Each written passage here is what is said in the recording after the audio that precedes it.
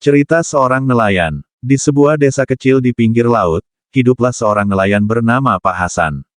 Setiap pagi, sebelum matahari terbit, ia sudah bersiap-siap dengan perahu kecilnya. Pak Hasan adalah seorang nelayan sederhana yang hidupnya bergantung pada hasil tangkapannya. Hari itu, laut tampak tenang, dan Pak Hasan mendayung perahunya ke tengah lautan. Ia memandang cakrawala dengan penuh harap, seperti biasanya. Dengan jaring di tangannya, ia mulai melemparkannya ke dalam air. Namun, hari itu berbeda.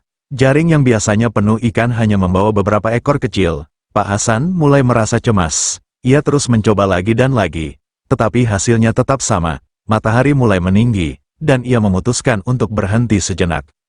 Ketika ia duduk termenung di perahunya, tiba-tiba seekor burung camar hinggap di dekatnya. Burung itu tampak mengangguk seolah-olah ingin menunjukkan sesuatu. Pak Hasan, yang merasa penasaran, mengikuti arah terbang burung itu. Ia tiba di sebuah teluk kecil yang jarang ia kunjungi. Dengan hati-hati, ia menebarkan jaringnya lagi. Kali ini, ketika ia menarik jaring, betapa terkejutnya ia melihat jaring itu penuh dengan ikan yang besar-besar. Pak Hasan tersenyum lebar, merasa bersyukur atas rezeki yang tak disangka-sangka itu. Setelah kembali ke darat, ia menceritakan pengalamannya kepada warga desa. Banyak yang terinspirasi oleh kisahnya dan percaya bahwa keberuntungan akan datang kepada mereka yang tidak menyerah. Sejak hari itu, Pak Hasan selalu mengingatkan dirinya untuk tetap bersyukur dan terus berusaha, karena ia percaya, di balik setiap kesulitan pasti ada jalan keluar. Kisah Pak Hasan yang menemukan teluk kecil itu menyebar ke seluruh desa. Beberapa nelayan mulai mencoba mendayung ke tempat yang sama, berharap mendapatkan keberuntungan serupa. Namun, teluk itu tidak selalu memberikan hasil yang melimpah. Kadang-kadang, nelayan pulang dengan jaring kosong, dan hanya Pak Hasan yang selalu pulang membawa tangkapan cukup. Hal ini membuat orang-orang bertanya-tanya, apa rahasianya? Seorang pemuda bernama Fajar, yang juga nelayan, memberanikan diri bertanya pada Pak Hasan. Pak, kenapa Bapak selalu berhasil menangkap ikan, sementara kami sering pulang dengan tangan kosong?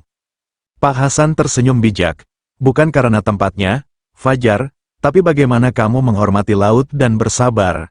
Aku selalu berdoa sebelum melaut, meminta izin kepada laut untuk mengambil rezeki darinya. Aku juga hanya mengambil secukupnya, agar tidak merusak keseimbangan. Fajar mengangguk pelan, merenungi nasihat itu. Ia sadar, mungkin selama ini ia terlalu terburu-buru dan serakah, berharap mendapatkan banyak tanpa memikirkan alam sekitarnya. Beberapa hari kemudian, Fajar mencoba mengikuti cara Pak Hasan. Ia berangkat melaut lebih awal, berdoa, dan berjanji hanya akan mengambil secukupnya. Hasilnya mengejutkan, jaringnya penuh dengan ikan besar, seperti yang dialami Pak Hasan.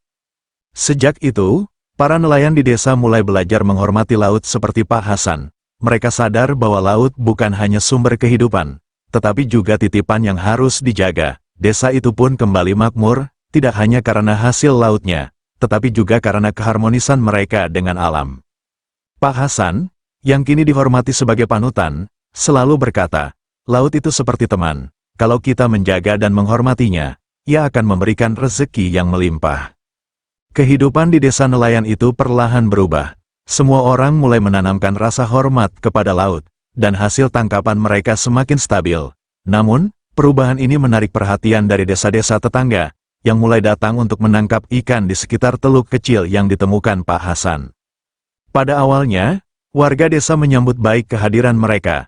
Namun, nelayan dari desa lain tidak memiliki prinsip yang sama. Mereka menggunakan jaring-jaring besar yang merusak dasar laut dan menangkap ikan dalam jumlah yang berlebihan. Akibatnya, ikan di teluk mulai berkurang, dan terumbu karang rusak. Pak Hasan, yang melihat keadaan ini, merasa sangat sedih. Ia tahu bahwa jika dibiarkan, teluk yang menjadi sumber rezeki mereka akan hancur. Bersama dengan para nelayan desa, ia mengadakan pertemuan untuk membahas cara mengatasi masalah ini. Kita harus melindungi teluk ini, kata Pak Hasan dengan tegas. Kalau kita membiarkan orang-orang menangkap ikan dengan cara yang merusak, kita akan kehilangan segalanya. Kita tidak hanya menjaga rezeki kita, tapi juga warisan untuk anak cucu kita. Para nelayan sepakat untuk membuat aturan bersama. Tidak ada yang boleh menggunakan alat tangkap yang merusak, dan jumlah ikan yang diambil harus dibatasi. Mereka juga sepakat untuk melaporkan setiap pelanggaran kepada pihak berwenang. Namun, tidak semua setuju. Beberapa orang dari desa lain menolak aturan ini. Mereka merasa berhak menangkap ikan sebanyak yang mereka mau. Ketegangan pun meningkat, hingga suatu hari, perahu Pak Hasan dirusak oleh orang-orang yang tidak setuju dengannya. Meski kecewa, Pak Hasan tidak menyerah. Ia mengumpulkan warga desa dan berkata, "Ini adalah ujian bagi kita. Jika kita menyerah sekarang, laut ini akan hancur. Kita harus bersatu dan tetap menjaga apa yang telah kita mulai." Dengan dukungan warga, Pak Hasan melaporkan kerusakan perahunya kepada pihak berwenang. Mereka juga meminta bantuan untuk melindungi teluk tersebut sebagai kawasan konservasi. Setelah melalui proses panjang, akhirnya teluk itu dinyatakan sebagai wilayah perlindungan laut. Kini, teluk itu kembali pulih. Ikan-ikan mulai kembali, dan terumbu karang yang rusak perlahan tumbuh lagi. Pak Hasan dan warga desa tidak hanya mendapatkan rezeki dari laut, tetapi juga menjadi contoh bagi desa-desa lain tentang pentingnya menjaga alam. Pak Hasan, dengan senyumnya yang bijak, sering berkata kepada anak-anak desa, "Ingatlah, laut adalah ibu kita. Kalau kita menjaganya, ia akan selalu menjaga kita." Setelah teluk dinyatakan sebagai wilayah perlindungan laut, desa tempat tinggal Pak Hasan menjadi perhatian banyak pihak, peneliti, aktivis lingkungan, hingga wisatawan mulai berdatangan untuk melihat bagaimana sebuah desa kecil berhasil menjaga keseimbangan antara kehidupan dan alam. Warga desa kini tidak hanya bergantung pada hasil laut, mereka juga mengembangkan ekowisata berbasis kelestarian lingkungan. Para pengunjung diajak berkeliling teluk dengan perahu tradisional, belajar cara menangkap ikan secara ramah lingkungan, dan menyelam untuk melihat keindahan terumbu karang. Anak-anak muda desa pun dilibatkan sebagai pemandu wisata, memberikan mereka kesempatan untuk mengenal lebih banyak orang sekaligus mendapatkan penghasilan tambahan. Pak Hasan menjadi sosok yang dihormati, tidak hanya di desanya, tetapi juga oleh pengunjung dari luar. Suatu hari, seorang wartawan dari kota besar datang untuk mewawancarainya. "Pak Hasan, bagaimana Anda bisa menjaga semangat untuk melindungi laut, meskipun menghadapi banyak tantangan?" tanya wartawan itu.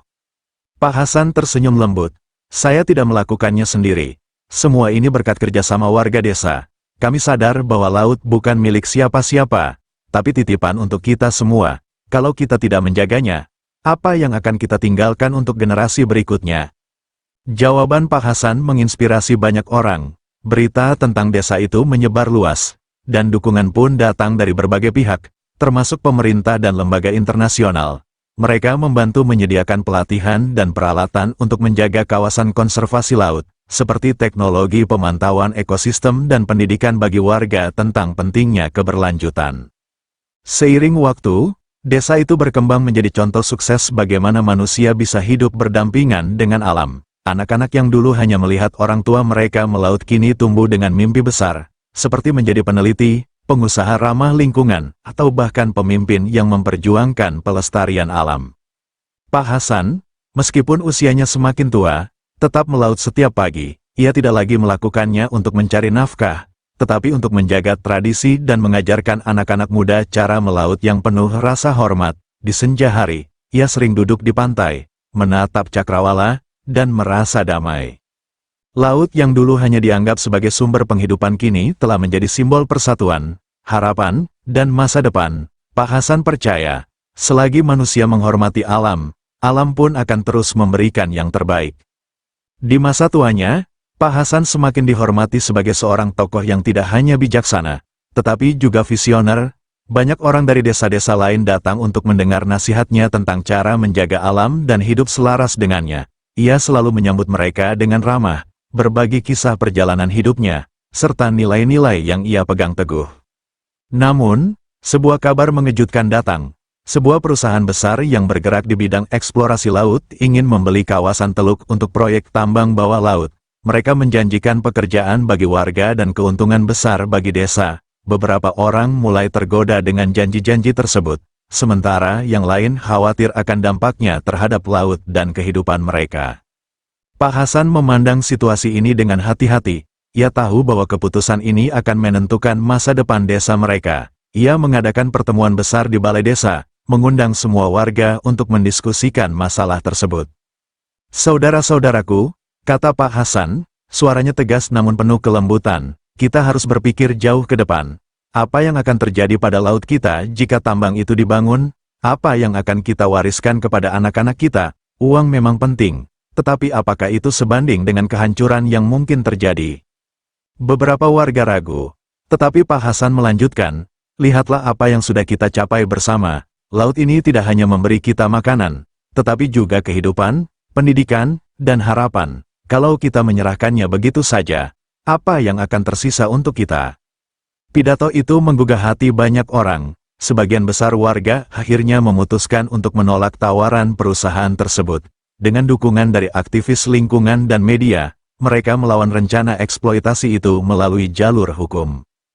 Perjuangan mereka tidak mudah, tetapi akhirnya membuahkan hasil. Pemerintah memutuskan untuk melindungi kawasan Teluk sebagai warisan alam yang tidak boleh dieksploitasi. Desa itu pun semakin dikenal sebagai simbol perjuangan untuk keberlanjutan. Pak Hasan tersenyum lega mendengar kabar tersebut.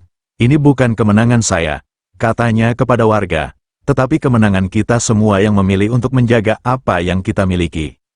Tahun-tahun berlalu, dan Pak Hasan akhirnya berpulang dengan damai di usianya yang ke-80. Seluruh desa berduka, tetapi mereka juga merasa bersyukur karena telah memiliki sosok sepertinya dalam hidup mereka.